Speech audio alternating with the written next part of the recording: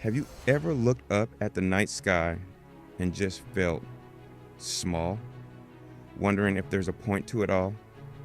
Is this whole, magnificent, and frankly bizarre universe just one big cosmic accident? Or could there be clues, almost like breadcrumbs, hidden in the fabric of reality that point to something or someone more? This question has kept people up at night for centuries. It gets right to the heart of who we are and where we stand in the grand scheme of things. Today, we're going to look at 7 signs that have led many to believe in God. Now, this isn't about blind faith. Think of it more as a journey where science, philosophy, and history intersect. These ideas are powerful, and they challenge us to look at the world in a new light. So, whether you're a believer, a skeptic, or just a little curious, let's explore the evidence together. Sign 1. The universe had a beginning. Our first sign comes straight from cosmology. For a long time, the common scientific assumption was that the universe was eternal. It had just always been here. But in the 20th century, that idea was completely turned on its head. Thanks to astronomers like Edwin Hubble, we discovered the universe is expanding. This led straight to the Big Bang Theory, which is the standard model today. It says that our entire universe, all of space, time, matter, and energy, exploded into being from a single point about 13.8 billion years ago. This scientific fact leads to a huge philosophical question. As the ancient principle of causality says, out of nothing, nothing comes.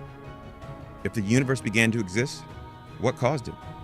Since all of nature and all physical laws were created in that moment, the cause would logically have to be outside of nature, something non-physical, timeless, and incredibly powerful.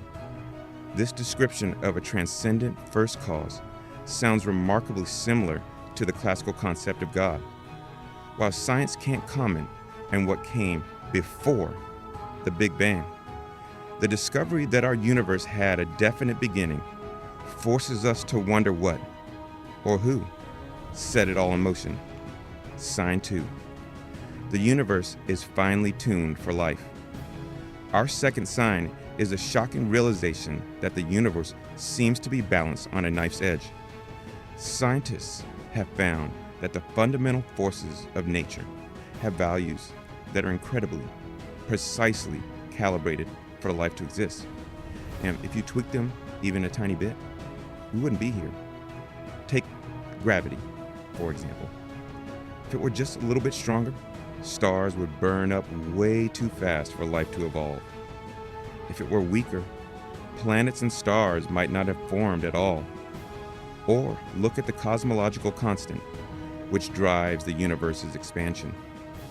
If its value were slightly larger, the universe would have blown apart so fast that galaxies couldn't form. Any smaller, and it would have collapsed back in on itself.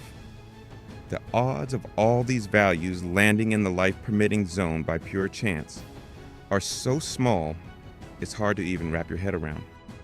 This incredible precision leads to a few possibilities. Maybe we just hit an unbelievable cosmic lottery.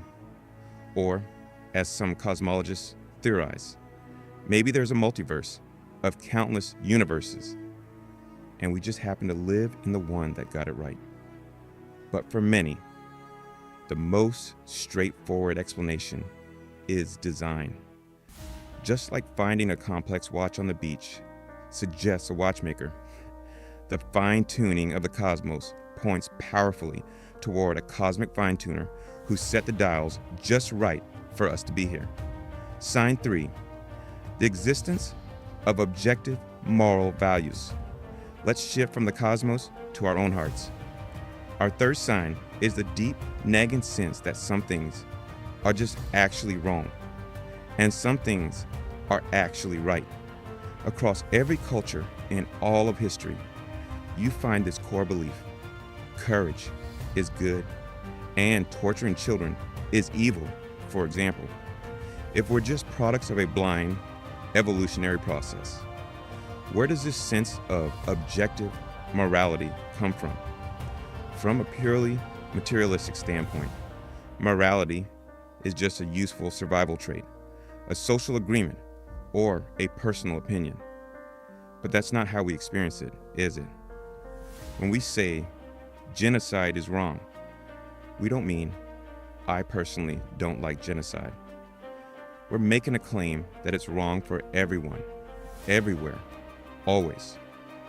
This feeling of a universal moral law that exists above and beyond human opinion suggests there might be a moral lawgiver. For these moral rules to be truly objective and binding, it seems they need a foundation outside of ourselves, an ultimate standard of good. That standard is what many call God. This shared moral compass, this sense of right and wrong we all carry, is a powerful sign that we were made by a moral being. If you're finding this exploration interesting, do me a favor and hit that like button. It's a small click for you, but it makes a huge difference in helping the channel reach more people asking these same questions. Sign 4, the ontological argument. Okay, our fourth sign is a bit of a mind-bender. It's not based on scientific observation, but on pure logic. It's called the ontological argument, first crafted by the philosopher Anselm back in the 11th century. It starts with a simple definition: God is the greatest conceivable being. You can think of God as the most perfect, most supreme being you could possibly imagine. Most people can agree that this idea of a maximally great being exists, at least in our minds. Here's the twist. Anselm argued that a being that exists in reality is greater than one that exists only as an idea. I mean, a real $1 million is way better than an imaginary $1 million, right? So if you think of God, the greatest conceivable being, as only an idea, you run into a logical problem. You could immediately conceive of something greater, a being that's just like the one you're imagining, but who also actually exists. Therefore, for God to truly be the greatest conceivable being, he must exist in reality. It's a fascinating thought experiment. While philosophers still debate it, this argument suggests that the very concept of a perfect being includes existence as a necessary component. Sign 5, fulfilled biblical prophecies. Our fifth sign shifts gears into historical and textual evidence from the Bible. The scriptures contain hundreds of prophecies written centuries before the events they seem to describe. For many, the striking correspondence between prophecy and history is evidence of a divine author who sees the past, present, and future. Think about the prophecies concerning the Messiah in the Old Testament. Written over 1,000-year span, different prophets predicted he would be born in Bethlehem, from the line of King David, executed by having his hands and feet pierced, and that people would gamble for his clothes. These details were recorded hundreds of years before Jesus of Nazareth. Yet they present a remarkable alignment with the events of his life. Beyond that, the Bible also appears to foretell the rise and fall of major empires like Babylon. For instance, prophets predicted Babylon's fall and eventual desolation, a claim that aligns with its current state as a historical ruin. While interpretations can be debated, the sheer volume and specificity of these prophecies have led many to conclude that chance isn't a satisfying explanation. They see it as God's fingerprint on history, validating the divine inspiration of the text. Sign 6, the human conscience and desire for meaning. Our sixth sign is something we'll all feel, but can't quite put under a microscope. Our conscience, and that innate search for meaning.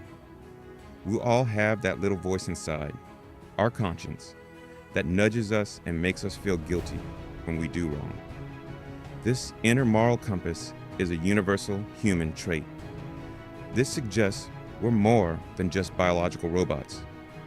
Why would a purely random, material process produce creatures like us who are obsessed with purpose, justice, and beauty, and transcendence? Why do humans everywhere, throughout all of time, worship, pray, and seek a connection to a higher power? This universal spiritual hunger, sometimes called the God-shaped hole in our hearts, is best explained by the existence of a personal God who created us for a relationship with himself. When you add in the countless personal spiritual experiences people have reported throughout history, moments of unexplainable peace, answered prayers, or a profound sense of a divine presence, it builds a powerful case. While these experiences are personal, their collective weight suggests we were designed for a spiritual reality beyond the physical world. Sign 7, the resurrection of Jesus Christ. Our final sign is the cornerstone claim of Christianity, the resurrection of Jesus. This isn't just a matter of faith. It's an event rooted in history that requires an explanation.